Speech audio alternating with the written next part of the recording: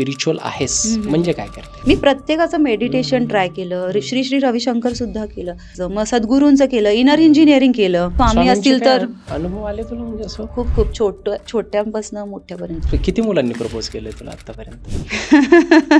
मकरंद अनासपुरे म्हणले गाढवाचं लग्न लोकांना वेंदळा माणूस वाटतो, ते रिअल लाईफ मध्ये इतके प्रगल्भ आहेत एक्झॅक्टली, लोकांना लक्षातच येत नाही. आध्यात्मिक आहेत म्हणजे ते तेव्हा मला काहीतरी हात बघून सांगितलेलं, बाळे तू खूप अध्यात्मात जाणार आहेस. नाही अमृता आणि प्रसाद या पण ती गोडच जोडी आहे. दे वर मेंट टू बी टुगेदर. ते खूप गोड जोडी होती. डे 1 पासूनच माहिती होतं त्यांची. सी इंट्रोवर्ट आहे बट सिलेक्टिव्ह इंट्रोवर्ट आहे. मला नाही वाटलं तर मी नाहीच बोलणार, मला नाही वाटलं तर मी नाहीच गप्पा मारणार. तर रोज मग काही शेवटी मग त्याने हा प्रश्न विचारला की काय करतेस, एवढी सुंदर आहेस, काय करतेस, काय करते. म्हटलं 2 गोष्टी, झोपत नाही, सॉरी खूप झोपते आणि त्यावेळेस अशी मस्ती ना, आणि आंघोळ करत नाही. मॅन्युप्युलेटेड असतं. It's more psychological. जॉब मी करूच नाही शकत. मला म्हणून सिरियलचा पण फोबिया आहे. मी सिरियल करून बघितली. It's like a job. खूप आले असतील तुला स्थळ? नाही, माझा निषेध एकही स्थळ आलेलं नाही मला. आणि मला ना खूप लवकर कळालं राज की मला आता हे मोक्ष म्हणजे मला तर हवंय, मला परत इथे जन्माला नाही यायचंय. थोडक्यात सांगायचं म्हणलं मराठी इंडस्ट्री बद्दल तर मला असं वाटतं,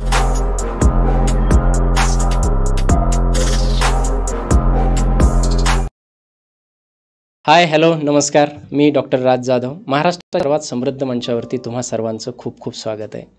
आजचा पॉडकास्ट अत्यंत सुंदर होणार आहे. सुंदर मीन्स कंटेंट वाईज होईलच, परंतु जे गेस्ट आपल्या मंचावरती आज आलेले आहेत, खरं तर आम्हाला लाईट ॲडजस्ट करताना प्रॉब्लेम होत होता, कारण मी असा आणि गेस्ट असे समोर बसलेले, आम्हाला फार प्रॉब्लेम आला.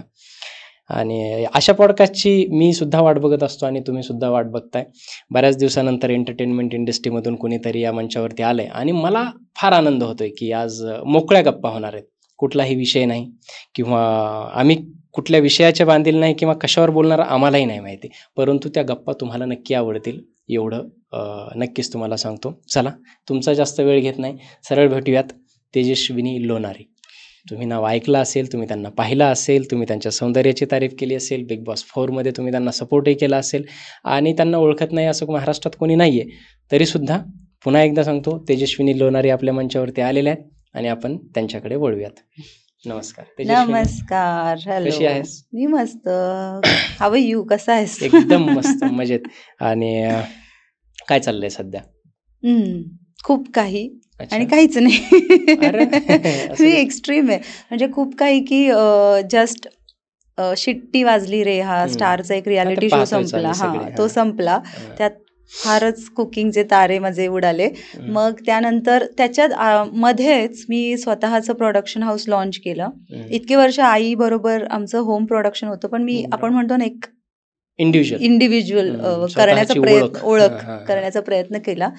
तर तेज क्राफ्ट प्रोडक्शन म्हणून सुरू केलं. त्यानंतर मोठी इंजुरी झाली, 2 महिने, एप्रिल मे, बेड रेस्ट. हात पुन्हा ओके, परत बिग बॉस वाला हात, परत तोच हात, तेच मनगट, आणि दिस टाइम बिगर, आणि 2 महिने बेड रेस्ट. म्हणजे प्रोडक्शन हाऊस आज लॉन्च केलं आणि उद्या इंजुरी झाली. खरंच तसं झालं. आणि बेड रेस्ट. मग आयुष्यावर विचार करू काही, आयुष्यावर विचार करू काही, खूप विचार केला. And then as usual stronger वर आले पुन्हा. एप्रिल मे जून पासून पुन्हा सुरू केलं कामं. मग युट्यूब चॅनलचा विचार होता, पण मग विचार केला की प्रोडक्शन हाऊसची पहिला जो टप्पा आहे तो युट्यूबने सुरू करू. मग त्यामध्ये मला जे आवडतं अध्यात्म, त्या विषयाने सुरुवात करण्याचा प्रयत्न केलाय. बघू. सो ते चालू आहे, साईड बाय साईड मग काही गोष्टी चालू आहेत असं.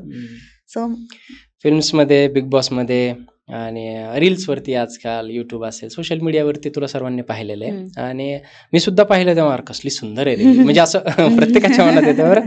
आणि खरंच मी हे कॉम्प्लिमेंट आहे किंवा काय असं नाही, पण मला सुरुवात करायला आवडेल, तू मराठीसाठी जरा जास्त सुंदर आहे असं वाटतं, मराठी इंडस्ट्रीसाठी.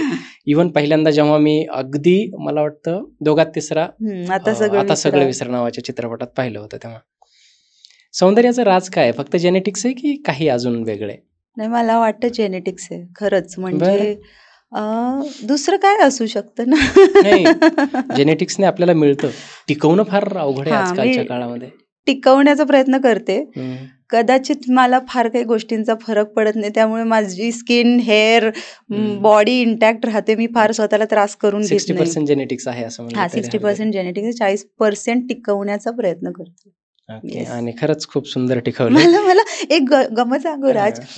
मी 7वीत 8वीत होते वाटतं, असेल कोणीतरी मुलगा, म्हणजे सिनियर होता की काय, मला सिनियरच होता. आणि ते असं ना क्रश, मागे लागणं वगैरे, तर every day use to come. तुझ्याकडे तर फार मोठी लिस्ट असेल. नाही असेल, 100% असेल. सो म्हणजे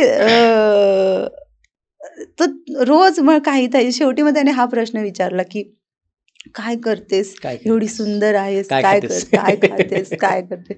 म्हटलं 2 गोष्टी, झोपत नाही, सॉरी खूप झोपते आणि त्यावेळेस अशी मस्ती ना, आणि आंघोळ करत नाही.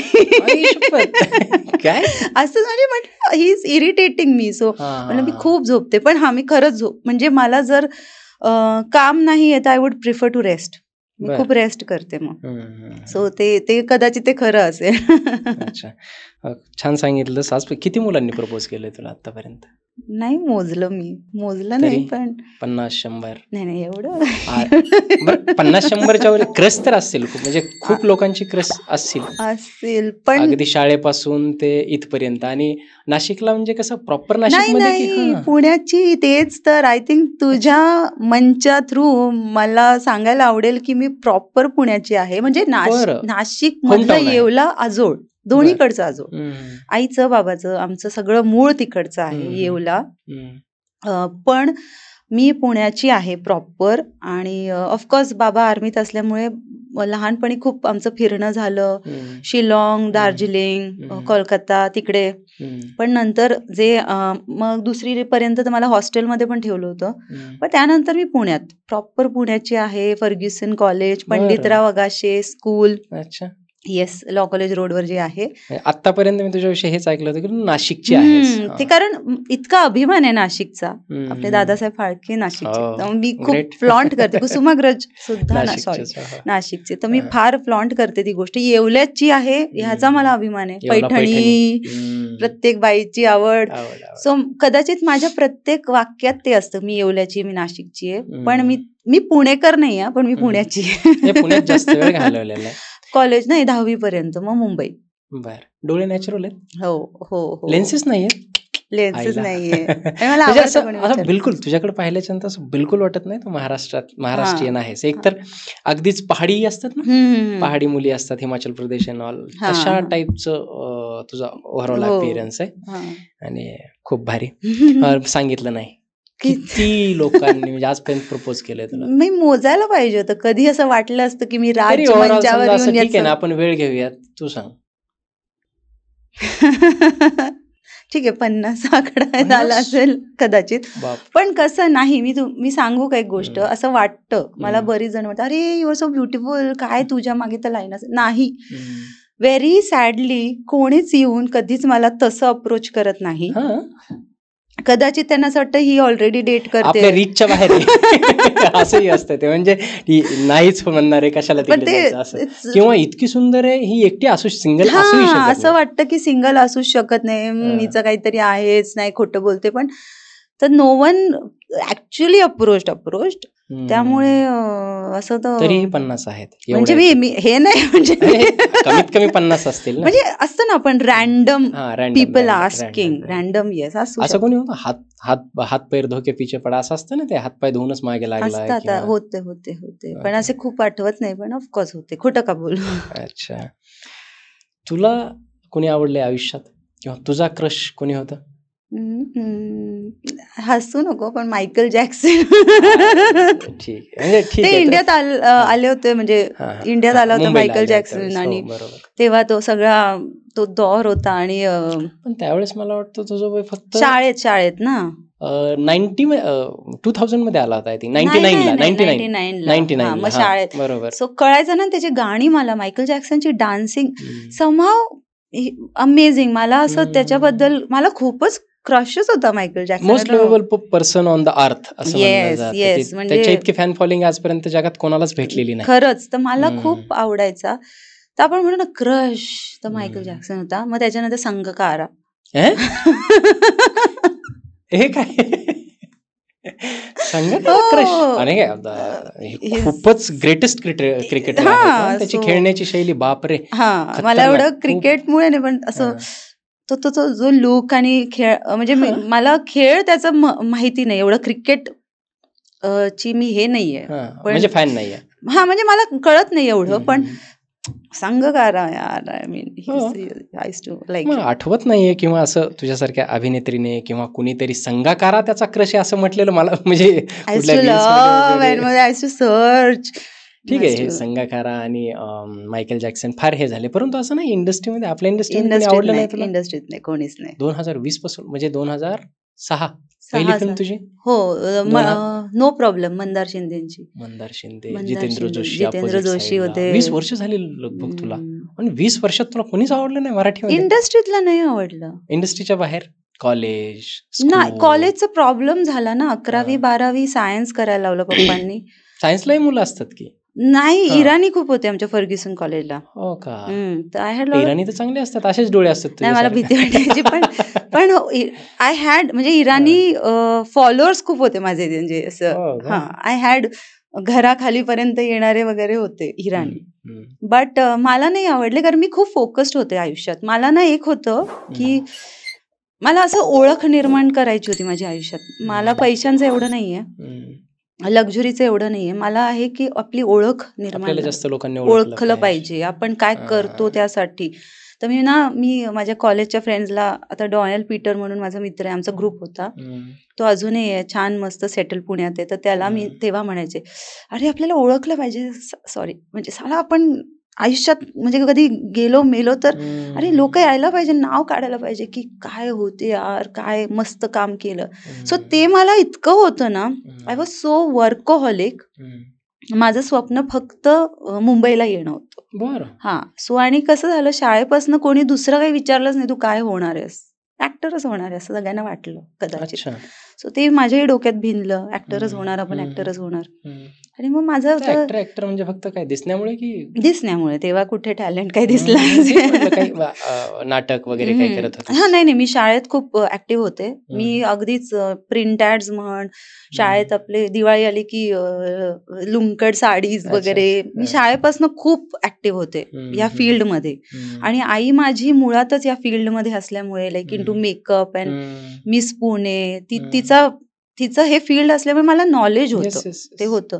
पण बाबा खूप स्ट्रिक्ट असल्यामुळे शक्यच नव्हतं विचारणं. आणि मला असं डिफेन्स पर्सन, आणि मला असं वाटतं की तो जो मी ज्या काळात ऍक्टर बनायचं ठरवलं ना, तो ना मॉडर्न एकदम मागे. सो एक मराठी मुलीने म्हणणं, आमचं background is good, but acting करणं म्हणणं वॉज नॉट व्हेरी इझी. आईचा सपोर्ट फॉर शुअर. मग 10वी पासून इतकी होती की बाबा म्हणाले नाही की 11वी 12वी तर करावी लागेल. मग 10वीच्या सुट्टीत तो सिनेमा केला, परत 11वी 12वीला आले इकडे. मग 12वीच्या सुट्टीत किशोर नमित कपूर ऍक्टिंग अकॅडमीला गेले. बरं, म्हणजे प्रॉपर ऍक्टिंग शिकली? हो, कारण आईचं असं म्हणणं होतं की डॉक्टर बनायला जा, तू डॉक्टर आहेस, शिकलास ना, मेहनत घेतलीस, तर ती मेहनत आणि ते नॉलेज दिसतंय आज. टेक्निक आहे. तसं एक ऍक्टर बनायला उठा आणि ऍक्टर बना असं नको करू, तू शिक. तर प्रॉपर किशोर नमित कपूर मला घातलं लोकांनी त्या ऍक्टिंग अकॅडमीमध्ये. पण 12वीचे मार्क्स इतके बेकार आले की खूप शिव्या पडल्या मला.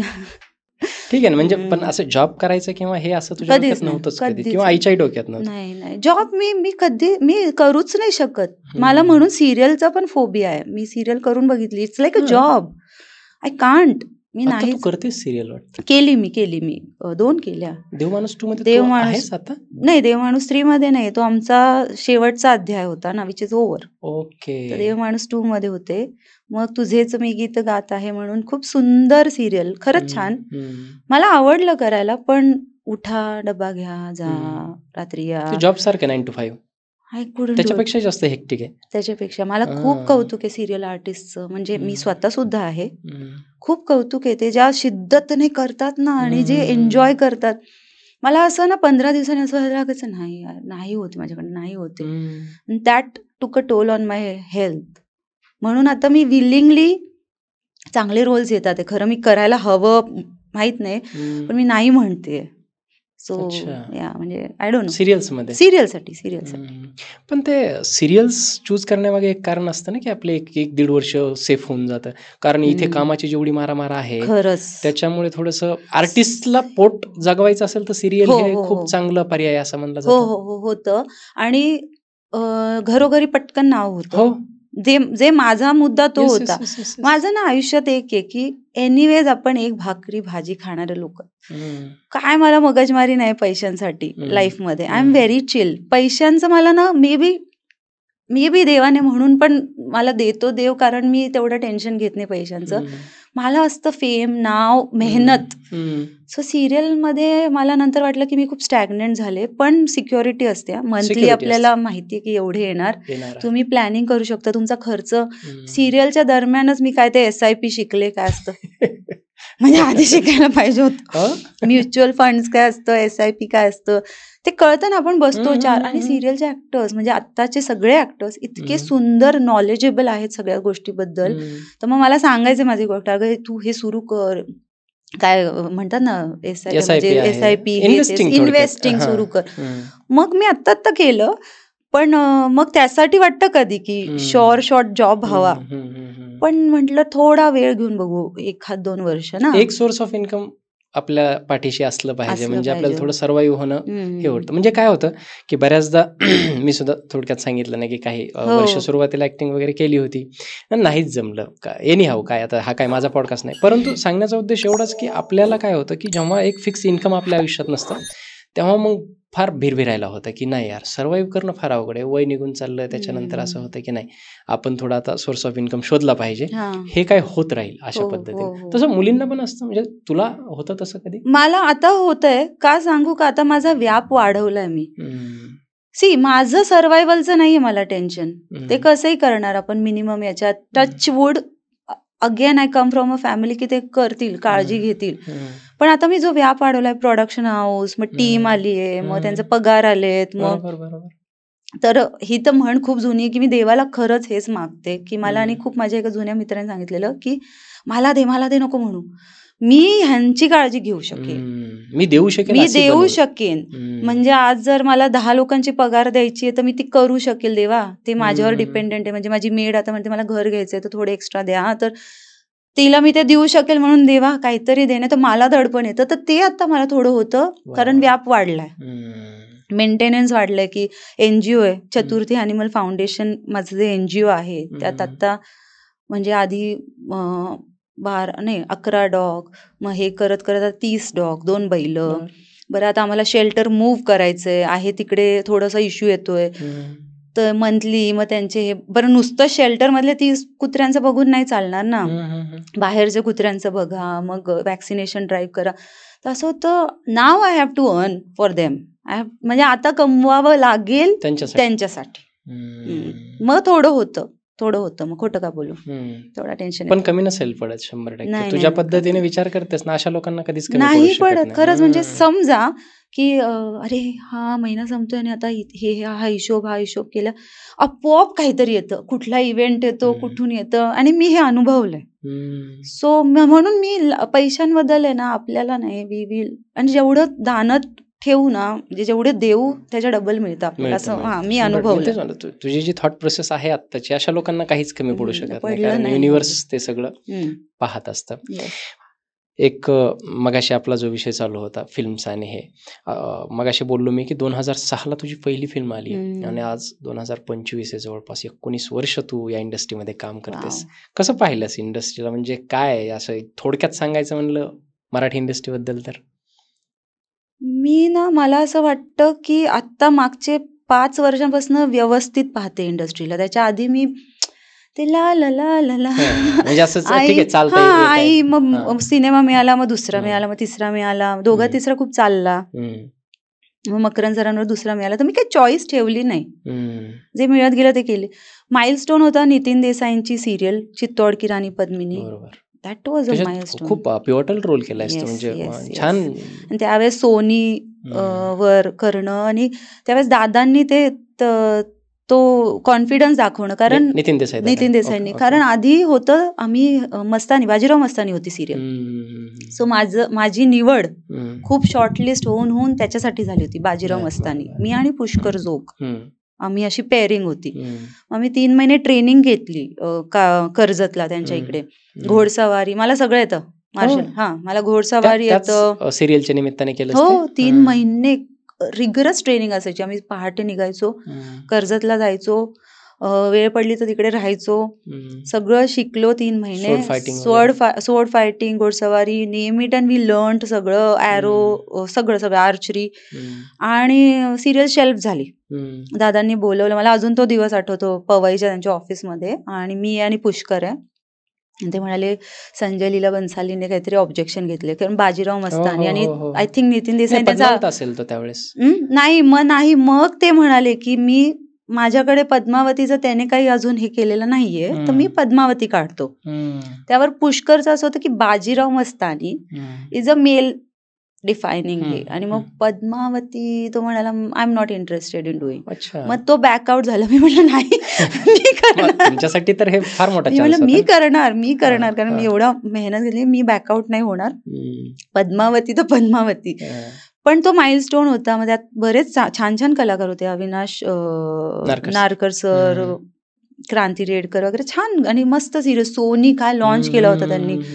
सो असे माइलस्टोन पण बघितले. पण मला असं वाटतं मी आत्ता कुठे जगते, आत्ता मला ती हे आलंय, काय म्हणतो, आय नो समज आली, तेव्हा I was doing it. But whatever, मी कधीही काम केलं ते मनाने आणि हार्ड वर्क आणि डेडिकेशननेच केलं. कधीच मी पाट्याने टाकल्या, म्हणून कदाचित इथपर्यंत पोहोचू शकले. पण लेट झालं. पण ऑन ऑफ म्हणजे तू 20 वर्ष टिकलीस, हेच फार महत्वाचं आहे ना. बरं, 20 वर्षामध्ये तू तेव्हा जशी दिसत होतीस त्याच्यापेक्षा आता ते खूप महत्वाचं आहे. आणि मला जो प्रश्न पडला होता, फ्रँकली स्पीकिंग, आता हे याचं उत्तर तू देऊ शकतेस, किंवा तुला कधी असं वाटलं का की तू लॉन्च, चुकीचं नाही म्हणत मी, पण वरून यायला पाहिजे होतंस, तू स्ट्रगलच हिंदीसाठी करायला पाहिजे होतंस, असं कधी तुला वाटलं का? लेटली वाटतंय. खरं सांगू, महाराष्ट्र शासन पुरस्कार होते आता, आणि मला एक मिळालेला आहे पुरस्कार याच्यासाठी, चिनूसाठी, बेस्ट क्रिटिक. पण अगेन ना, अगदीच आपण 20 वर्षाचे असतो तर असं काही कळत नाही. आणि ना तेव्हा काय झालं, हे सोशल मीडिया नव्हतं ना, लगेच पोस्ट करायला नव्हतं, त्यामुळे तेवढा त्याचा बोलबाला नाही झाला, मार्केटिंग नाही करता आली. एक्झॅक्टली. सो मी इतक्या छान छान कलाकारांबरोबर काम केलं तेव्हा, पण मार्केटिंग नाही करू शकले. तर आत्ता खूप वर्षांनी मी पहिला, एक तर मी कुठल्याच अवॉर्डमध्ये मला बोलवतही नाही, आणि ना नॉमिनेट तर खूप लांबची गोष्ट आहे, बोलवणं तर नाहीच. सो आणि कारण कदाचित मी पण तेवढी आउट नाहीये देअर, म्हणतो ना, एक तर कंटाळ येतो 3-3 तास बसायचं, जर नॉमिनेटेडच नाही आता काय. बट ह्या वेळेस स्टेट अवॉर्डला वॉज नॉमिनेटेड, ते पण बेस्ट विनोदी कलाकार. कुठल्या याच्यासाठी? अफलातून नावाचा सिनेमा, खूप सुंदर. तो OTT वर नाही आला. अंकुश चौधरी नाही, सिद्धार्थ जाधव, मी, सिद्धू सर, मी आणि परितोष पेंटरचा होता. आम्ही 3 भाषांमध्ये तो सिनेमा केला, मराठी, हिंदी, इंग्लिश. आणि त्यात मी एक पोलीस ऑफिसरचा रोल प्ले केला, गोव्यान. आणि कॉमेडीसाठी नॉमिनेट. मला सर्वात मस्त गोष्ट ही वाटली की निर्मिती सावंत, द लेजेंड, आणि नम्रता संभराव, ती पण लेजेंड. तिथं म्हणजे ह्यांच्याबरोबर मोस्ट फेवरेट. आणि मला विनोदी नाही, भन्नाट ऍक्टर. एक्झॅक्ट. इव्हन निर्मितीताई, पण त्यांनी जो बाज निवडलाय विनोदाचा, त्यात त्या काय गाठली उंची त्यांनी ना, यांच्यावर नॉमिनेट. मी तर मिळणार नाही हे तर मलाच माहिती होतं, पण नॉमिनेट होऊन पण मी काय शायनिंग मारली. ॲज गुड ॲज मिळालं असं. निर्मितीताई सावंतच्या बाजूला तुम्ही नॉमिनेट होता, खूप मोठी गोष्ट आहे. तर मग सो काय म्हणतात, प्रश्न काय होता? प्रश्न हाच होता की म्हणजे या इंडस्ट्रीला आत्ता म्हणजे कसं ओळखलंयस तू? नाही म्हणजे आत्ता माझी वाढली आहे ना, आता नॉमिनेट होतो, अरे यार आता अजून असं वेगळं काम करायचं की पुढच्या वर्षी आणखीन आपण नॉमिनेट व्हायला पाहिजे कुठल्या तरीच्या, हे आत्ता झालंय. नाही तर आय थिंक ना, मी ॲम्बिशियस, मी स्वतःपुरतीच आहे, मी माझ्याच जगात जगते ना, म्हणून मी खूप अवेअर नव्हते. आता थोडंसं मी म्हटलं जसं व्याप वाढलाय, सगळ्यांची काळजी घ्यायची. So I have to that is there maybe. पॅप वाढल्यावर हे सुद्धा सगळ्या गोष्टी वाढतीलच. मकरंद अनासपुरे सरांसोबत तुझे जवळपास 5-6 सिनेमे आहेत. म्हणजे एका ॲक्टरसोबत सर्वात जास्त तेच त्यांच्यासोबतच केलेत. त्यावेळेस पाहिलं होतं ना, मकरंद सर माझ्या मोठ्या भावासारखे बीडचे आहेत. आम्ही भेटलो होतो, फार म्हणजे ओळखतो पण मी त्यांना, ते पण मला ओळखतात. पण असं मिसमॅच जोडी वाटायची. त्यावेळेस असं वाटायचं ना की म्हणजे ते महान कलाकार आहेत, परंतु एक जोडी बाजूला उभं केल्याच्या नंतर हे फारच मिसमॅच अशी जोडी आहे. आणि पण ती कॉमेडी सिनेमासाठी फार परफेक्ट. ती मला वाटतं आपल्या खेड्यापाड्यांमध्ये, रुरल एरियामध्ये खूप लोकांना, कारण तरच तो एक चालला, मग दुसऱ्याने घेतलं, दुसरा चालला, मग तिसऱ्याने घेतलं, तरच 6 पोहोचलो ना 6 पर्यंत. कारण तो रुरल एरियामध्ये, आणि आम्ही दाखवलं पण बरेच सिनेमांमध्ये असंच आहे की ते फार असे आहेत आणि मी खूप गावंढळ, तर ते चाललं असं. पण मला तुम्ही म्हणजे तू बोललास तसं असं कोण यंग किंवा असं ऍक्टरवर मी कामच नाही केलं ना, तसं बघायला गेलं तर नाही केलं. नाही, एकही नाही. जितेंद्र जोशी सोबत त्यावेळेस केलं. त्यावेळेसही मला वाटतं तुझं जर 16 असेल तर ते थोडे मोठेच होते, मोठे त्यावेळेस. ते कविता वगैरे करायचे, माझ्या डोळ्यांवर कविता करायचे, म्हणजे खूप पाहिजे तुझ्या डोळ्यावर कविता. म्हणजे मला आता अनुपमा म्हणायचे का ते, मला अनुपमा असं काहीतरी म्हणायचे. खूप सुंदर माणूस आहे तो. Is too good, is too talented. आणि नवीन प्रभाकर सर होते, पल्लवी सुभाष, मग तेच ना, वाडकर सर, दीपक शिर्के. त्यावेळेस या लोकांवर कामं करायला मिळणं इज गुड थिंग ना, पहिला सिनेमा. समजू शकतो. So it was good, lucky. आता बघितलं तर तुझ्यामुळे मी जर माझा प्रवास रिलीव्ह करते तर I think I am so lucky, I am very lucky. 6 सिनेमे मकरंद अनासपुरे सरांसोबत, म्हणजे जवळपास आपण मराठी सिनेमाचं जरी काढलं तरी 20 दिवसाला एक शूट जरी झाला तरी जवळपास एवढे दिवस, आणि प्री आणि पोस्ट सगळं एकत्र घालत. कसे आहेत मकरंद अनासपुरे सर? खूप शिकवलं. म्हणजे त्यांनी सुरुवातच मला माठ म्हणून सुरू केलं. म्हणजे ते मला माठ, तू माठ आहे, बिकॉज पहिल्या सिनेमात आणि ते नाटकांमधनं आलेले वाचन वगैरे, आणि मी अशी, तर त्यांनी खूप, जेव्हा जेव्हा आम्ही कामं केली, पाठांतर खूप आहे आणि सगळं, आणि इझी बोलतात ना. नाही, ते पाठ तर करतात, परंतु ते पाठ केल्यासारखं वाटत नाही, त्यांची ती शैली वेगळी. आणि तर खूप उत्तम. काय आहे ना, ते कॅमेरा समोर आहे तसे नाही आहेत. He is a very intelligent man, खूप हुशार माणूस आहे, खूप वाचन खूप केलेलं आहे त्यांनी. ते मकरंद अनासपुरे म्हणले गाढवाचं लग्न, लोकांना वेंदळा माणूस वाटतो, ते रिअल लाईफ मध्ये इतके प्रगल्भ आहेत, एक्झॅक्टली, लोकांना लक्षातच येत नाही. आध्यात्मिक आहेत. म्हणजे ते तेव्हा मला जे काहीतरी हात बघून सांगितलेलं, बाळे तू खूप अध्यात्मात जाणार आहेस आणि हे करणार आहेस, तर मला असं काही बोलतात. पण आता मला जाणवतंय ना, आता माझी जन्मतारीख काय? 16 सप्टेंबर. नक्कीच असेल. सो पण तर त्यांनी ना खूप शिकवलं, आणि मला, मी कधीच विसरणार नाही.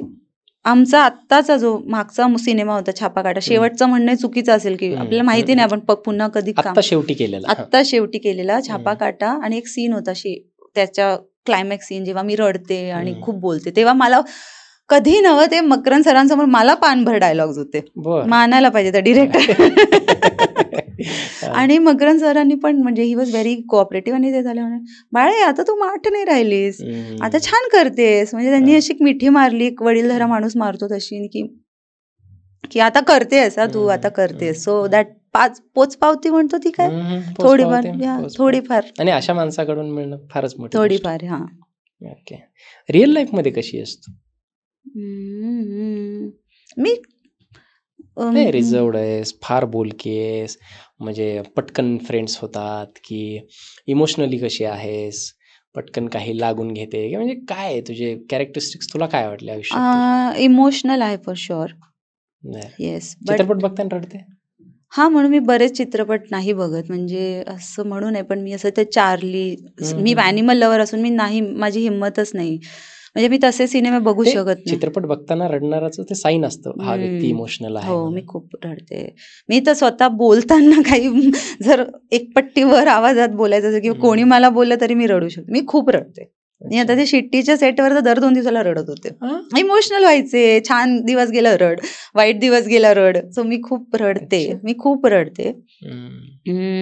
मी इंट्रोवर्ट आहे, बट सिलेक्टिव्ह इंट्रोवर्ट आहे. मला नाही वाटलं तर मी नाहीच बोलणार. मला नाही वाटलं तर मी नाहीच गप्पा मारणार. वाटलं तर मग मी खूप एक्स्ट्रोवर्ट आहे. आतापर्यंत मला एक्स्ट्रोवर्टच कारण मला ना इंटेलिजंट लोकांशी संवाद साधायला आवडतो. आपली सुरुवातच अशी हे पुस्तक हे आणि आपण म्हणजे तुझं पण बॅकग्राऊंड बघितलं, अरे ओके ह्याने हे अचीव्ह केलंय, म्हणजे काही आला नाही उठला नाही काही वायफळ बोलत नाहीये. So where there is intelligence, बोलायलाही काहीतरी असतं ना. असं नाही मी म्हणते मी फार इंटेलिजंट आहे म्हणून मी चूज करते, असं काही नाहीये. पण मजा येते बोलायला. आणि मला सोशलायझिंग, मला ना मी स्वतःसाठी मला 7च्या आत घरात टाईप्स आहे. मला फार रात्रीचं मला अँझायटी होते. लोक मोस्टली असे नसतात. म्हणून मग मी कुठे मग मला इंडस्ट्रीत गिनती तरी कुठे करतात, गिनतीच करत नाही माझी. पण मला नाही होत, मला अँझायटी होते.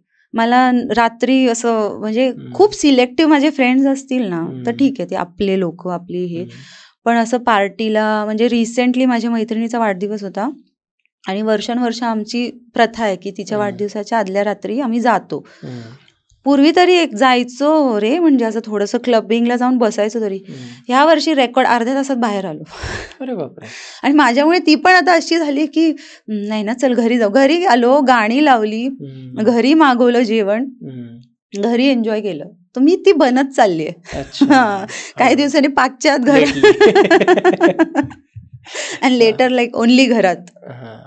पण हे आपले शूट्स वगैरे जे चालू असतात इंडस्ट्रीचे ते फार लेट सुरू असतात, कधी कधी नाईट शिफ्ट असतात. मग त्यावेळेस पण नाही, काम नाही. कामाच्या वेळेस आय एम व्हेरी वर्कहॉलिक. कामाच्या वेळेस असं माझे बरेच मैत्रिणी मित्र किंवा माझी फॅमिली म्हटली की कामाच्या वेळेस मी खूप इग्नोर करते लोकांना. मी खूप कामात, म्हणजे आम्ही सिरियलच्या वेळेस केलंय ना, रात्रभर शूट केली आहे, सिनेमाच्या वेळेस केलं. पद्मिनीच्या वेळेस खूप अवघड शूटिंग असायचे कारण फिजिकली डिमांडिंग होतं. सिरियल मीन्स काय, ते छपाई खानाच असतो, म्हणजे आपल्याला ते द्यायचंच असतं तेवढे एपिसोड. त्यांची पण चूक नाहीये कारण तर कामाच्या वेळेस मला नाही वाटत रात्रभर पण बसवा, काम करून घ्या, हे ही कंटाळा येतो. म्हणजे इमोशनल स्वभावाला धरून मला असं वाटतं की म्हणजे असं कधी प्रेमात नाही पडली कोणाच्याच? पडले ना. ब्रेकअप झाले सगळ्यांचे होतात. सगळे. पण असं एकदम हार्डकोर, म्हणजे असं मला असं वाटतं प्रत्येक प्रेम हार्डकोर व्हावं, सॉरी, आणि ब्रेकअप पण हार्डकोरच व्हावं ना, नाही तर काय. मग काय, मग ते असं किती झाले? नाही असं काही खूप नाही. नाही जस्ट विचार. तरी पण नाही असं ते हिंदी सिनेमाचे जुने गाणे ऐकून ठुकरा के मेरा प्यार वगैरे अशा पद्धतीचं काय? मी तशी खूप फिल्मी आहे, म्हणजे असं तडप तडप की दिलसे वगैरे, असं देवदास. तसं झालंय कधी?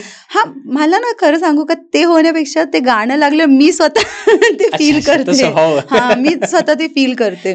म्हणजे माझी मैत्रीण म्हणते ना की ताई, ती मला ताई म्हणते की तू ना हे दिल तो पागल आहे, रिसेंटली मी बघत होती, दिल तो पागल आहे ना, माधुरी दीक्षित. आणि लाइक मैं तो खुद के लिए गिफ्ट लेने वाली, मेरे लिए तो कोई गिफ्ट लेगा वगैरे. ती म्हणाली हे ह्या सिनेमांनी तुला बिघडवलंय, प्रेम नसतं. मी प्रॅक्टिकल आली नाही, मेरा तो राहुल होगा. स्वप्नाळू पण आहे. हो, प्रेमाच्या बाबतीत म्हणजे कुठेतरी ना आय फील की असा असावा व्यक्ती की who will like I am there for you types, असं होतं. पण नाही आहेत तसे कोणी. भेटलं नाही आजपर्यंत? नाही, तसे नसतात. कंडिशनल लव्ह असतात. तो शोध संपला नसेल कदाचित, लाईफ संपली थोडीच आहे. म्हणजे कंडिशनल लव्ह नकोय. पण अनफॉर्च्युनेटली ना सुरुवातीला सगळ्यांचंच असं असतं, सगळंच चालेल, मग नंतर 1 कंडिशन, मग 2 कंडिशन, मग 3 कंडिशन. मी अशी आहे की मी फार कंडिशन्स नाही टाकत प्रेमात. आहे तर मग मी म्हटलं एक्स्ट्रीम आहे मी एकदम, नाही तर मग तोंड पण नाही बघणार. आय विल नॉट, मला ते मध्ये नाही आवडत. म्हणून ते हल्ली असतं ना जस्ट फ्रेंड्स और ब्रेकअप के बाद फ्रेंड्स, हे काय असतं मला कळलं नाही. How is that? होऊ शकत नाही. तुला विचारायचं, होऊ शकतं का? नाही. ज्याच्यावरती आपण खूप जास्त प्रेम करतो, त्याच्यानंतर त्याच्यासोबत ब्रेकअप झालं, काही दिवसांनी ठीक आहे आपण फक्त फ्रेंड्स म्हणून राहू. नाही माझ्या बरोबर तर आणि ब्रेकअप तर म्हणजे तो चुकीचा आहे. अच्छा, ब्रेकअप झाले म्हणजे नाही, तुला जागाच नाही. नाही जागाच नाही. No, why will I give that much attention to नाही, काही काही लोकांचं असतं ना की आपण म्हणजे गर्लफ्रेंड बॉयफ्रेंड म्हणून नाही, पण फ्रेंड्स म्हणून राहू शकतो. नाही ना, मी ते जगूच नाही. मला एक आहे माझ्याबद्दल ना, मला घुसमट सहन नाही होत, ती कुठल्याही बाबतीत असो. अन्याय आणि घुसमट माझ्या आई वडिलांनी दोघांनी शिकवलं, अन्याय सहन करायचा नाही, घुसमट सहन करायची नाही. मला असं झालं ना, मी नाही त्या गोष्टीत राहू शकत. Be it even with my parents. मी सांगते मला त्रास होतोय, मला तुमच्याकडे त्रास होतोय, किंवा नाही, अन्याय आणि घुसमट कम्फर्ट वाटत नाही, त्या चुकीचं नाही आवडत मला काही. असं आता माझ्या अँगलने ती चूक असेल, समोरच्या अँगलने ते बरोबर असेल, पण मला वाटतं तर मी घुसमट नाही सहन करून घेत. फेक नाही ना आपण, की बऱ्याच लोक किंवा मुली मी अशा बघितल्या, they choose their battles in relationship, you know, की मला आता हा फोन आहे आणि हा कप आहे, तर फोन महत्वाचा आहे ना, चालेल कप खपवून घेऊ. आय वोंट, मी नाही, मला नाही, तो नकोय, फोन नकोय, चल जा. ऍडजस्टमेंट करावी लागते प्रेमात. हा, प्रेमात करेन ना, पण कसं सांगू, प्रेमात तर काहीही करीन, पण प्रेम पाहिजे ना. प्रेम पाहिजे ना, प्रेमात तर काही करू ना. कधी झालंय शेवटचं ब्रेकअप? नाही सांगता येणार, असं बरीच होती, म्हणजे क्वाईट लास्ट म्हणजे वर्ष झाली का? हा, म्हणजे वर्ष झाली, असं क्वाईट लॉंग. 1 वर्ष 2 वर्ष? नाही, सॉरी, मी तुझा माईक फोडूनच राहील. नाही, फोडलाच तरी चालेल. काय होतं ब्रेकअप मधून कसं निघा, फार आजकालचे जे जेनजी असतो, सय्यारा मूवी आलेला आहे. हा, ते काय पागल सारखे रडतायत. आहे का खरंच? नाही, मी पाहिला नाही, मी पाहूही शकत नाही, मी पाहिलंच नाही ते संतोष जोगेकरचं हे, पण मी तर पाहिलाही नाही, मी पाहूही शकत नाही. पण आजकालचे लोक जास्त इमोशनल झालेत का? तो मूवी इतका चांगला आहे मला नाही माहिती, परंतु एवढं नाही होऊ शकत, मला पण नाही वाटत. आणि पब्लिकली एवढं कोण करतं का असं? नाही, बाहेर कसं यायचं ब्रेकअप म्हणून, त्याच्यासाठी विचारतो, तुझं शेवटचं कधी झालं होतं? किती इझी आहे. एक तर ना, जो हो गया ऍटिट्यूड आहे, म्हणजे झालं ते झालं. आणि ना, मला मी म्हटलं तसं, तोंड नाही बघत कोणाचं, जर मी हर्ट झाले, पण that doesn't mean me blame करीन. मी नेहमी स्वतःवर सोडून, हा, बेटर ना, but I don't forget, always forgive. हा, मला कर्मा नकोय तुला काहीतरी बोलून पुढच्या जन्मी तूच माझ्या पाठी नकोय. फॉरगेट केल्यावर तीच चूक पुन्हा होण्याची शक्यता असते, म्हणून विसरू नये. डोंट फॉरगेट बट फॉरगिव्ह, सोडून द्यायचा विषय. आणि मी तर माझं असे प्रत्येक दिवस नवीन असतो, त्यामुळे जे झालं ते आणि मला ते पहिल्यापासून, बी इट करिअर ऑल्सो, की अच्छा ही मूव्ह चुकली का, म्हणजे किंवा ही व्यक्ती चुकली का, आपण कुठेतरी चुकलो, मग स्वतःवर वर्क केलं ना, की तो डायव्हर्जन येतो. आणि आय एम व्हेरी ब्लेस्ड, की म्हटलं तसं माझं जे प्राण्यांवरचं प्रेम आहे, ते मला कुठेतरी काही गोष्टींमध्ये तारूनच नेतं. मला वाटतं काही सुख दुःख काही असेल, फॅमिली इश्यूज असतील किंवा कसंही असेल, पण आय थिंक, आणि अध्यात्म म्हणजे मेडिटेशन, नॉट मंदिर तर मी जातेच, हे बोलणं चुकीचं आहे की मंदिर जाणंच आहे, मी जाते, पण इंटरनल जर्नी माझी पहिल्यापासून आय वॉज व्हेरी मच हे असं थोडंसं स्पिरिच्युअल. त्यामुळे मला वाटतं मला खूप, मी गेस करू शकतो तुझा ग्लो ना अध्यात्मामुळे सुद्धा आहे, सिरियसली. कारण काय करते अध्यात्म, म्हणजे आता जसं बोलली स्पिरिच्युअल आहेस, म्हणजे काय करते? आता तर मी ना एक स्टेजमध्ये ना सगळंच ट्राय केलं. विपश्यना ट्राय केलं, आपल्या ब्रह्मकुमारी ट्राय केलं, जंगली महाराज ट्राय केलं, म्हणजे जंगली महाराजांकडे मी प्रत्येकाचं मेडिटेशन ट्राय केलं, श्री रविशंकर सुद्धा केलं.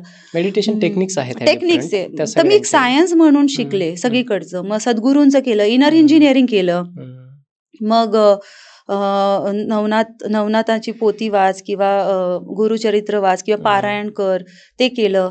सो मी सगळं केलं पण आहे, आणि त्यातनं माझा कम्फर्ट झोन पण शोधलाय, त्यातनं मला काय जमतंय, पटतंय, करू शकते, आणि काय आवडतंय, मनाला काय होतंय चांगलं. So what works for me is internal meditation आणि नाम स्मरण. That works for me. आता आय डोंट नो, तू म्हणजे स्वामींचा जाप वगैरे आपण कितपत एक पर्टिक्युलर बोलू शकतो, पण फार मोठा स्पिरिच्युअल व्यक्ती आहे. स्वामींचा जाप म्हणजे, आणि तो इतका माझ्या अंगी भिनलाय ना, आता मी बसल्या बसल्या पण आता काही चालू आहे, मी दोन मनात श्री स्वामी समर्थ चालू असतं माझं. हो हो हो हो, गाडी चालवताना चालू असतं. या मंचावरती स्वामी दत्त महाराज किंवा ओव्हरऑल इथे 70% स्पिरिच्युअल पॉडकास्ट होतात या मला सॉरी यार तुझं वाईब, मला ना तुझं वाईब पण तेच वाटतं. म्हणजे इथे आल्यावर पण ओव्हरऑल पॉझिटिव्हिटी जी आहे ना ती you are also very deep.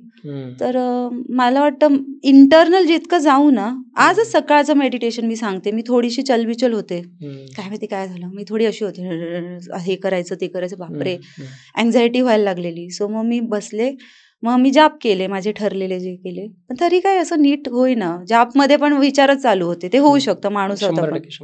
म्हटलं मग आपण काय करू, शांत बसू. मग शांत बसून पहिले 1 मिनिट नाही, 2 नाही, 5 नाही, 7व्या-8व्या मिनिटाला बरोबर शांत होतो. त्याला खूप ते ढवळलेलं पाणी जसं एकदम स्थिर होतं. आणि ना आत गेल्यावर मला तरी कॉस्मॉस दिसतं. हे माझं लहानपणापासून आहे. मला 2 गोष्टी आत गेल्या, की एक तर अंडर वॉटर, पाण्याच्या आत, किंवा मग अंतराळात. म्हणजे आय डोंट नो आता हे कितपत, म्हणजे खूप छान झालं. मला मी ते फील करते की मी स्पेसमध्ये किंवा अंडर वॉटर आहे. ह्या 2 गोष्टी इतक्या शांत असतात ना, इतक्या शांत असतात. म्हणून मला शंखाचा आवाज खूप आवडतो. कधी पण शंख आहे माझ्याकडे घरी, असं वाटलं ना, असं मनात असं ऐकायचं, तो घुमतो ना, तोच ओम आहे, तोच आहे, तोच म्हणतात की सूर्यामध्ये पण तोच आवाज आहे आणि कॉस्मॉसमध्ये पण तोच आवाज आहे जो आपल्या आत आहे. युनिव्हर्सचा आवाजच आहे. सो मग आज मला ते झाली आणि मग मी ठरवलं उद्यापासून देसिनी तू लवकर उठून हे पण प्रॅक्टिस करत जा. सो मला पर्टिक्युलर गुरु तसे नाही मिळाले. स्वामी आहेत ते आहेत असं म्हणतात, आणि स्वामी असतील तर अनुभव आले तुला? म्हणजे असं खूप खूप छोट्यापासून मोठ्यापर्यंत. म्हणजे अगदी गाडी खराब झाली आहे तर स्वामी गाडी नीट चालत जाऊ, म्हणजे आम्हाला गाडी A to B शक्य नव्हतं, ते अशक्य होतं, ते शक्य केलंय. मग छोट्या गोष्टी, म्हणजे मला recently I bought a home, तर मला लोनचं होत नव्हतं, लोन हवं होतं, आणि ते काहीतरी खूप गोंधळ होत होता आणि कळत नव्हतं, आणि मी प्लीज आता करायचं तुम्ही, आणि ते झालं.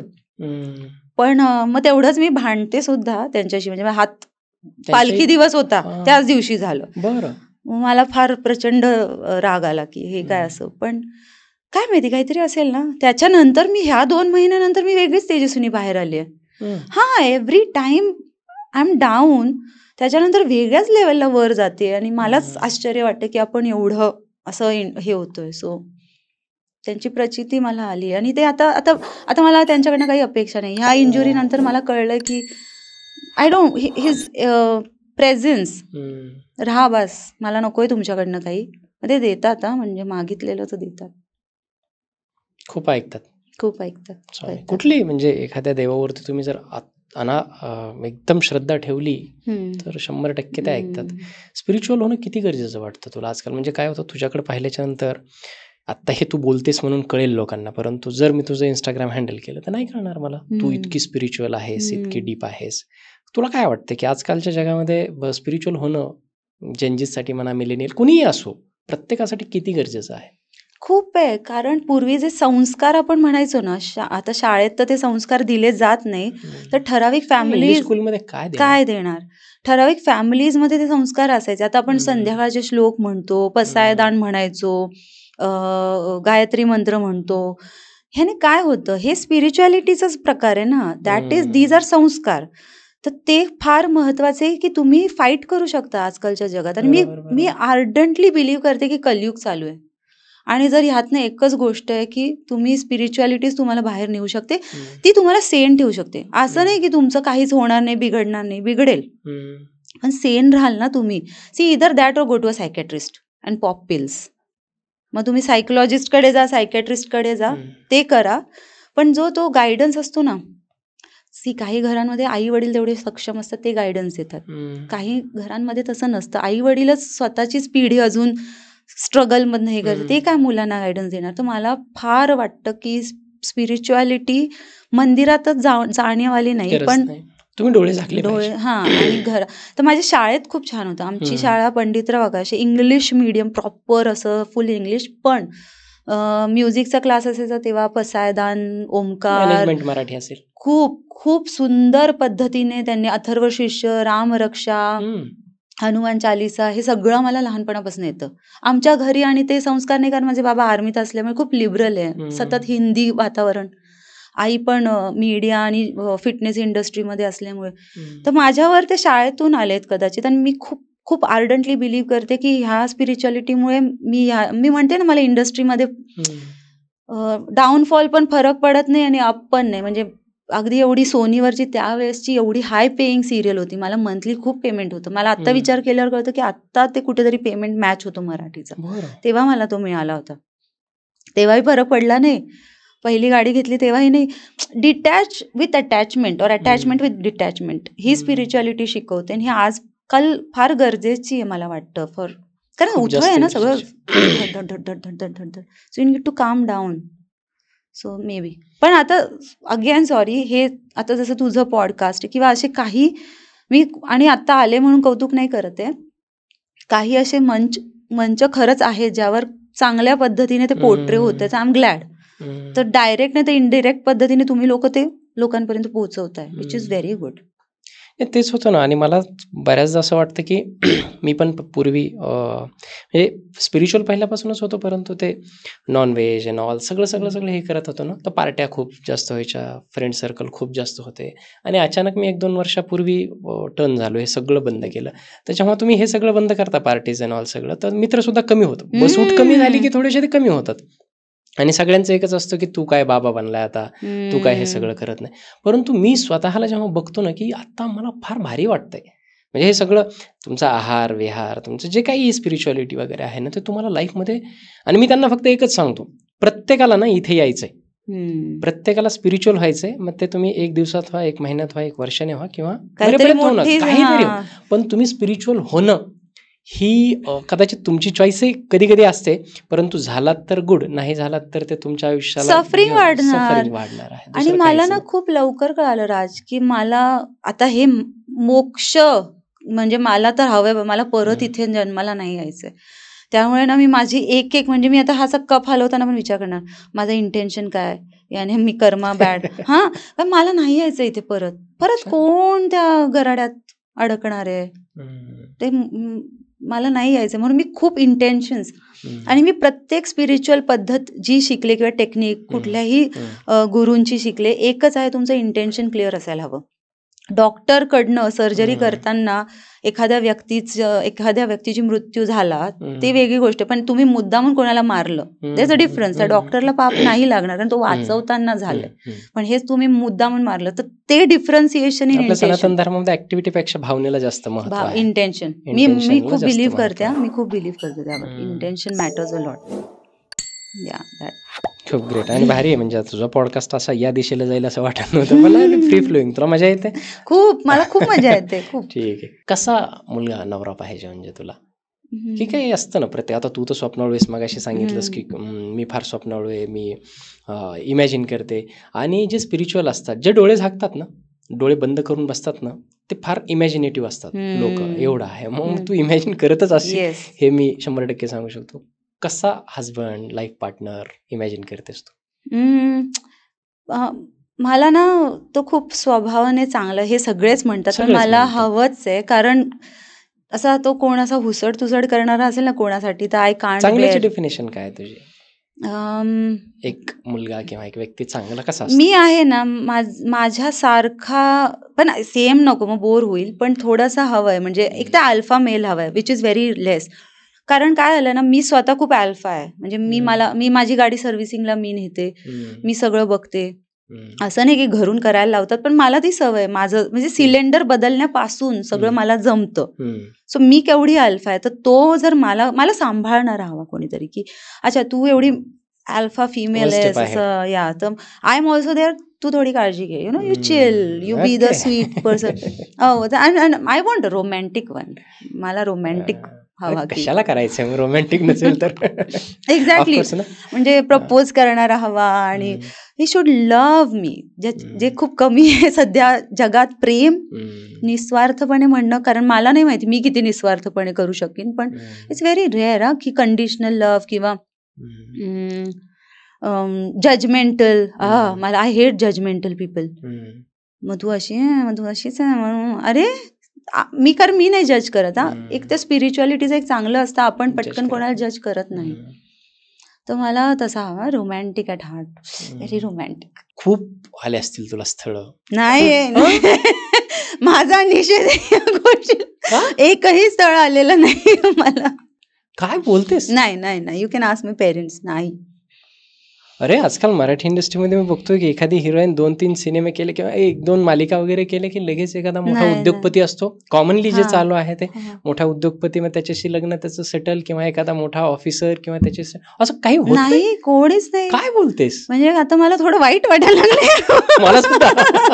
कोणीच नाही. म्हणजे मी आता रिसेंटली बघते ना, बऱ्याच ऍक्ट्रेसेसचे होतात एंगेजमेंट वगैरे, and I will be wrong. म्हणजे मी खूप कपटी वाटेल, खोटी वाटेल, मी म्हणेल नाही मला खूप आनंद आहे. वाईट वाटतं, अरे हिचं झालं. बरोबर. अरे म्हणजे मी खरं बोलते की कुठे भेटला, काय झालं, कसं, कुठे. तर माझ्या मैत्रिणींचं किंवा माझ्या जवळच्यांचं तर म्हणणं आहे की तूही बाहेर पडायला पाहिजे. I am one of those की मी घरी बसून बेल वाजव, रे बाबा ये, असं. माहित नाही कुठे भेटतात ते लोक. ट्राय केलंय कधी? नाही. Matrimony site. हा, पप्पांनी अनुरूपवर केलं होतं. त्यांच्या आई वडिलांसाठी मुलींचं लग्न करणं म्हणजे टास्क आहे त्यांच्यासाठी. ते केल्याच्या नंतर एक मोठं कर्म पार पडलं आमच्या आयुष्यातलं, असं त्यांना. हो, बाबा माझे म्हणतात. पण आमच्याकडे ते कंपल्सेशन नाहीये, पण त्यांना पण वाटतं. तर अनुरूपवर केलं होतं, काय नाही झालं. अरे सिरियसली? म्हणजे नाही, आम्ही तो ओपनली नाव घेऊन सांगते, ह्या एकाच मॅट्रिमोनियलवर केलेलं त्यांनी. काहीच नाही, कोणच नाही. युट्यूब चॅनल पाहिलं होतं मी तुझं त्या दिवशी. म्हणजे मी पहिल्यांदा तुला मेसेज केला तेव्हा ते युट्यूब चॅनल पाहिल्याच्या नंतरच मी केलं. अरे वा, म्हटलं हे पण करताय का बरं? 20 वर्ष इंडस्ट्रीमध्ये काम केल्याच्या नंतर आता युट्यूब चॅनल करावं असं वाटलं? मला वाटलं नव्हतं, माहिती. मी नेहमी माझी कुठली टीम, आधीची मॅनेजर किंवा म्हणायची ना युट्यूब, आता तेच राहिले, आता प्लीज लाईक, शेअर, सबस्क्राईब म्हणायचेच दिवस आले. आणि मी थोडं ना असं हे बघायचे, मी आणि युट्यूब नाही कारण मला ते हाय दोस्तो चाय पी लो, ते मला कधी जमलं पण नसतं. तिथे थोडासा इंट्रोवर्ट नेचर, किंवा माझं घरात मी कशी राहते हे मला दाखवायचं नव्हतं. पण ती काळाची गरज आहे. आणि मला असं वाटतं आता मी युट्यूब म्हणून मी सेगमेंट सुरू केले. मी टेम्पल ट्रेल्स म्हणून माझं एक सेगमेंट आहे, जिथे मी मंदिरांमध्ये जाणार. भलेही ते मंदिर काही असे फार आगळे वेगळे नाहीये, प्रयत्न करू, पण मला जे आवडतं मी तो एपिसोड करणार, एपिसोडिक करणार. मला माझं युट्यूब चॅनल एक असं प्लॅटफॉर्म बनवायचं आहे ना राज, की उद्या मी असीन नसीन, माझ्या व्यतिरिक्त कोणाकडे काही कंटेंट आहे, त्यांना आपल्या प्लॅटफॉर्मवर तो पोर्ट्रे करायचा, ते करू शकतील. Like a platform, I want to make it a platform. So मग मी आता अर्थातच माझ्या टीमने रिसेंटली प्लॅटफॉर्म आहे. एक्झॅक्टली. सो माझ्या टीमने मध्ये मला माझ्या क्रिएटिव्ह हेड येतो, त्याने खूप, नाही तुमचा पर्सनल ब्लॉगिंग लागेल, आता तू पण बोलत असं, त्याला जास्त व्ह्यूज आहे, मग तो आम्ही सुरू केलाय. पण त्यात पण मी इतकी अशी प्रॉपरच असते ना, की असं घरातलं वगैरे मला नाही जमत. पण मला एपिसोडिक आणि असं प्रॉपर प्लॅटफॉर्मच करायचे, की पुढे जाऊन मग त्याच्यावर शॉर्ट फिल्म्स असो, सिनेमे, फुल फ्लेज सिनेमे. माझेच 2-3 रिलीज नाही झालेले, माझे जे रिलीज नाही झालेले मी त्यावर टाकू शकते. म्हणजे आय कॅन डू दॅट, असं मला प्लॅटफॉर्म करायचं होतं. So YouTube channel. ठीक आहे, बिग बॉस वरती येऊयात. आता बिग बॉस सुरू होणार आहे, त्याच्या तोंडावरती आपला पॉडकास्ट रिलीज होईल.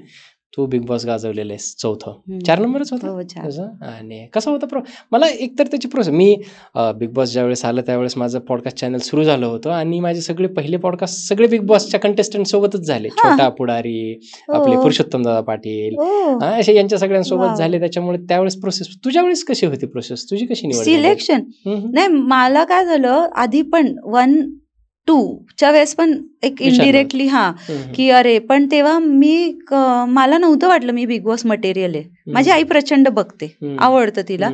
मला नव्हतं, खरंच नव्हतं. पण मी म्हणजे मला काय म्हणतात, असं काही एवढं त्याचं आकर्षण नव्हतं.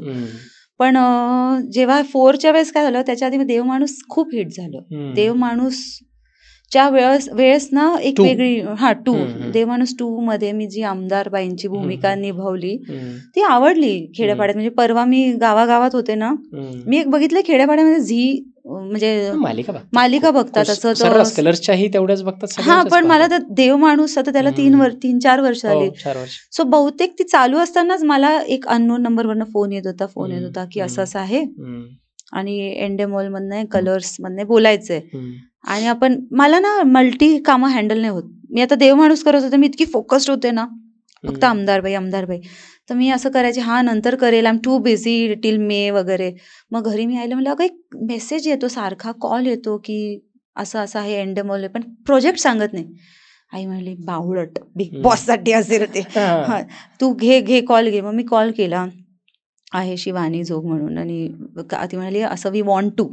सो टचवूड अशा लेवलला की मला काही नाही करावं लागलं. दे कॉल्ड मी अपफ्रंट. आणि मग मीटिंग झाल्या. मग मीटिंगमध्ये त्याच्यामध्ये ना माझे 2-3 महिने पुन्हा खूप फॅमिली डाऊनफॉल होता आमचा. Our family went through a lot. I think controversy माहिती आहे मला, ते घरची भावाची. Yes a lot. म्हणजे माझ्यासाठी खूप मोठा शॉक होता तो आमच्या घर. आणि तुझं नाव त्याच्यात येणं म्हणजे फारच हे होतं ना. सो आम्ही खूप डाऊन होतो सगळे. आणि मग त्यातनं ना मला असं झालं की माझं ना इंट्युशन माझ्या कामाबद्दल, मी जेव्हा मला वाटतं ते काम वर्क होणं, म्हणून माझे काम भले एक करून 4 वर्ष काही नाही केलं, म्हणजे जे केलं ते त्याचं ओळख आहे. दोघात तिसरा असू देत, पद्मिनी असू दे, मी एक घेते पण मग ते लक्षात राहील असं करते. सो मला मग तेव्हा असं वाटलेलं की आता इंट्युशन वाईज मला असं वाटतं की मला हे करायचं, काहीतरी करायचं आणि बिग बॉस केलं पाहिजे.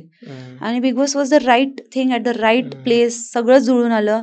आणि मी इतकी शांत मुलगी, मला माहिती होतं मी निभवून गेली. म्हणजे मी ज्यांना नंतर सांगितलं ना, सिद्धू सरांना सांगितलं किंवा इंडस्ट्रीतले माझे जे सिनियर लोक आहे ज्यांना मी सांगू शकते, ते म्हणाले वेडीस का, बिग बॉस नाव खराब होईल, काय म्हणून जातेस आणि काय म्हणून येशील. आणि आज तेच लोक म्हणतात, अरे तुझं डिसिजन वॉज राईट, तू गेलीस, तू त्या शोचा फॉर्मॅट बदलून आलीस, तर कुठेतरी my intuition was right about Bigg Boss. त्यावेळेस त्याच्या आधी जास्त लोक ओळखायला लागले असं वाटतं का तुला? खूप त्याआधी नव्हतेच ओळखत असं वाटतं. कारण मी बिग बॉसमध्ये पण जे काय 4-5 फॅन्स असतील प्लीज मला वोट करा, जे काय मी सुगंधा, मी चित्रा, पण गॅप इतका झाला ना माझं कामामध्ये. तर ते मला मिळालेले. पण मला वाटतं मी जेव्हा जो प्रोजेक्ट चूज करते ना, त्यावेळेला तो मला माहिती असतो की मी तो वर्क करून घेईल. स्क्रिप्टेड असतं का बिग बॉस? नाही, कुठलं काय, मॅन्युप्युलेटेड असतं. It's more psychological. तुमच्या सायकोलॉजी सोबत मग आता हे अशा आहेत, असं मग आता आपण दोघं आहोत. तू जॅकेट घातलंय त्यामुळे तुला कदाचित थंडी लवकर नाही वाजणार, मला वाजेल, मग एसी गारच करायचं, मी तो बंद. That's manipulation. सी जॉर्ज ऑरवेलची खूप सुंदर कादंबरी, मी नेहमी नाव विसरते, आय एम सॉरी, पण ती त्यावर आहे. त्यावेळेस ऑल आयज ऑन यू, म्हणजे त्यावेळेस असं दाखवलं की गव्हर्नमेंट तुम्हाला सतत बघतंय. खूप जुनी कादंबरी आहे आणि ती मी वाचली होती, त्यामुळे मला थोडं ते मॅन्युप्युलेशनचा अंदाजा होता की हे माइंड गेम. आणि अगेन आपण जेव्हा स्पिरिच्युअल असतो ना, आपलं हायटंड असतात गोष्टी. सो मला फायदा म्हणून झाला, पण I knew it, but it's manipulated, it's highly psychological game. बरोबर.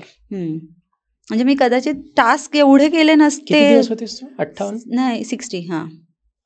60 days, 1 month उरला होता माझा. आणि कॉन्ट्रोवर्सी, ते भांडण, ते जे काय होतं ते असंच सायकोलॉजिकली ट्रॅपच होतो तो सगळा. असं पूर्ण स्क्रिप्टेड वगैरे काही नसतं त्याच्यात? नाही, नसतं. नाही, घरात नाही झालं माझं भांडण म्हणून मी बोलणं चुकीचं आहे. नाही, ते इतकं सिच्युएशनल असतं ना, माणसाचे पेशन्स ते घेतातच ना तशी लोक. इफ यू सी, किती वेगळ्या प्रकारचे. एक सुंदर चेहरा पाहिजे. चला, तेजस्विनी लोणारी आली. त्यांना असं वेगवेगळं त्यांचं असं होतं, मला घेताना त्यांचं असं होतं की we want a princess, like जिला तेच खूप सुंदर. आणि तिचं तुझ्या वेळेस काही लव्ह अफेअरचं वगैरे? माझ्या बरोबर कोणीच नाही गेलं, काही लव्ह अफेअर नाही. मला वाटतं नाही, अमृता आणि प्रसाद पण ती गोडच जोडी आहे. दे वर मेंट टू बी टुगेदर. ते खूप गोड जोडी होती. डे 1 पासूनच माहिती होतं त्यांची, ती तारच तिकडे जुळली होती. सो असं ते दे वर मेंट टू बी टुगेदर. खूप छान. एक हायपोथेटिकल सिच्युएशन, आता काही ते रॅपिड फायर सारखं घेणं ते मला ते इंटरव्ह्यू सारखं आवडतही नाही. तरी पण मराठीतलं कोण असे ऍक्टर्स आहेत ज्याच्यासोबत तुझं काम करण्याचं स्वप्न? बरं, तू सिनेमा कुठले पाहतेस, मला त्याच्या अगोदर विचारायला आवडेल. मी बरेच पाहते, म्हणजे मी ऑलमोस्ट आठवड्यात नाही, सगळे भाषांचे. म्हणजे परवा मी तर काल का परवा मी नीरजा बघितला, तो आधी बघितला नव्हता नीट, सोनम कपूरचा, तो बघितला. मग इतर भाषांचे पण बघते. आता सध्या OTT मुळे इंग्लिश कॉन्टेंट जास्त असतो, पण मराठी Amazonवर खूप छान छान सिनेमे असतात, ते बघते.